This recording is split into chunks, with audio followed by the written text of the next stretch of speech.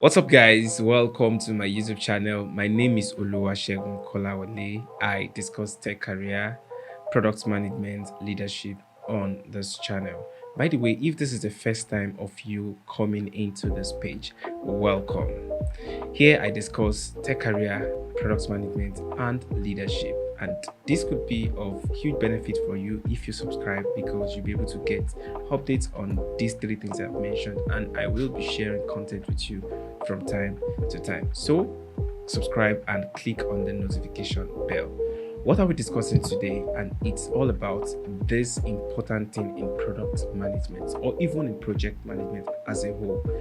You've been on a project sometimes ago where you spent 6 months on that project, 8 months, 9 months, 12 months, and it was almost looking like you guys were never going to launch. One of the things that has been the major source of this kind of problem has to do with clarifying the scope of product. Now, because of this, I'm going to be discussing something very important, and that's dealing with scope creep.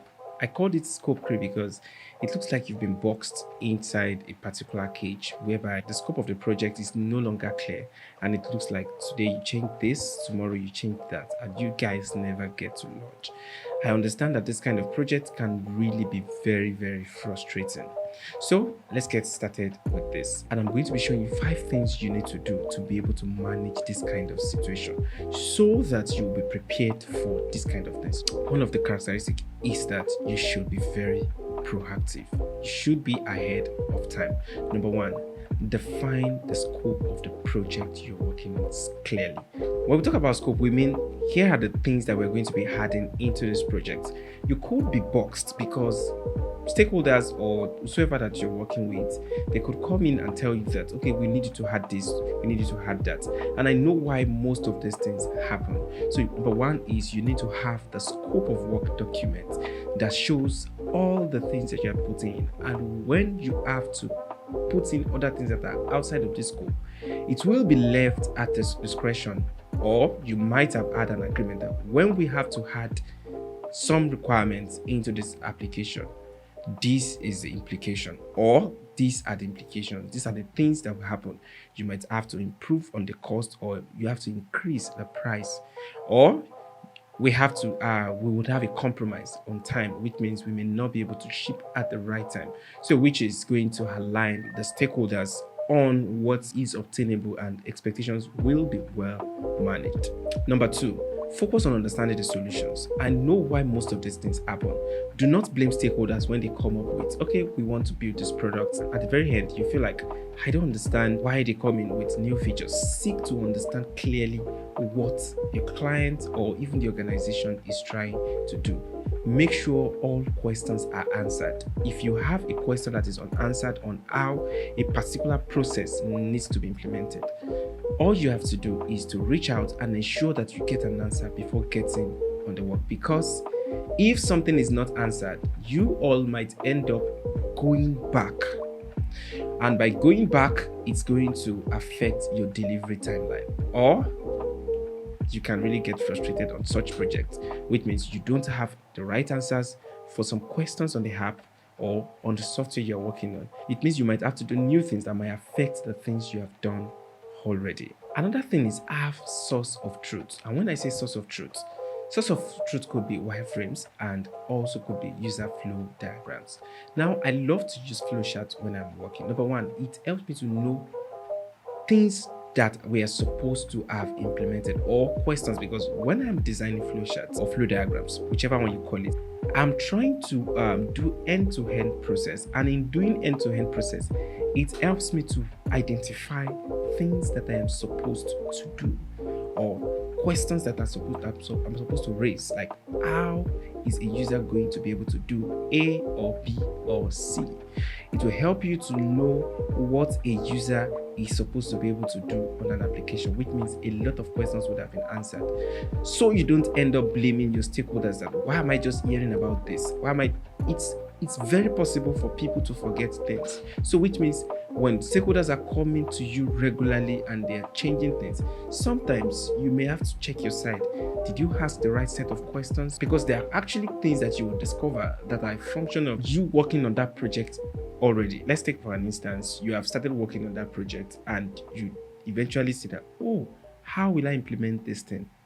Oh, this might cause a bottleneck. Then you reach out to the stakeholders. So having source of truth where every of the stakeholders come in, you review, this is the process flow of this place, this is how this is going to be done, and this is what a user would need to do at this point. If all these things are well stated, it is going to help both the developers, designer, and even stakeholders, all stakeholders rather, to align on what the project scope is really all about, which means you may not have to come back to start changing requirements due to loopholes that you discovered in the system. Another thing here is educating your stakeholders.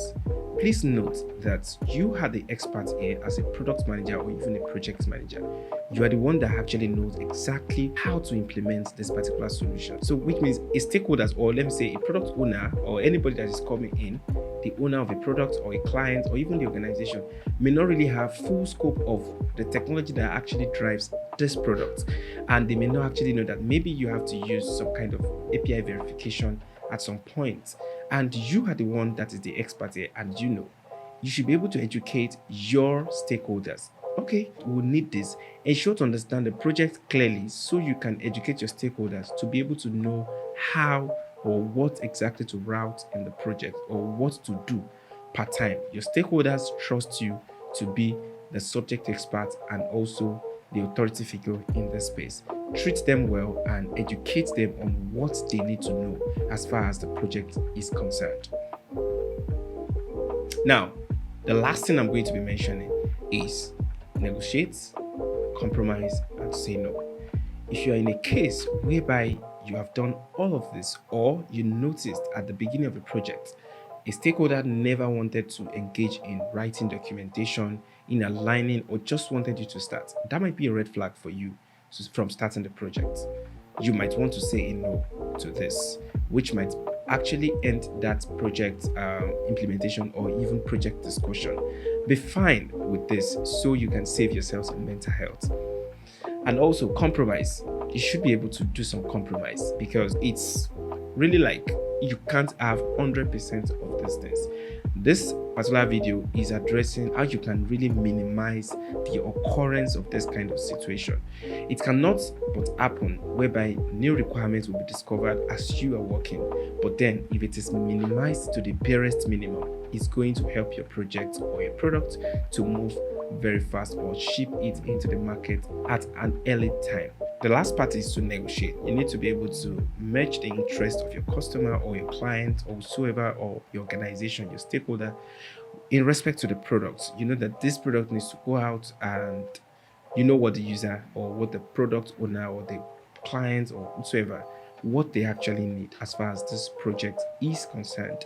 You should be able to negotiate your way into, okay, this is what I want to be able to do this. Negotiate it clearly to the extent that everybody understands. So negotiating, compromising, and also saying no is very important for you as a product manager, to be sure that you're working on a project that has a clearly defined scope, that you stick to the scope and you're ready to work on it, and ensure that you actually deliver the best of the best product into the market. Don't forget that when you are done with such projects, I'm sure you want to put it in your portfolio to be one of the things you have worked on personally as a product manager, which will stand in for you. So always invest in products or projects that you have interest in developing the solution that you will be able to boast of. If there are things that you have personally done in the past that has helped you to manage this kind of situation, feel free to drop this in the comments section. Do not forget to like, share, and subscribe, then turn on the notification bell so that you'll be the first person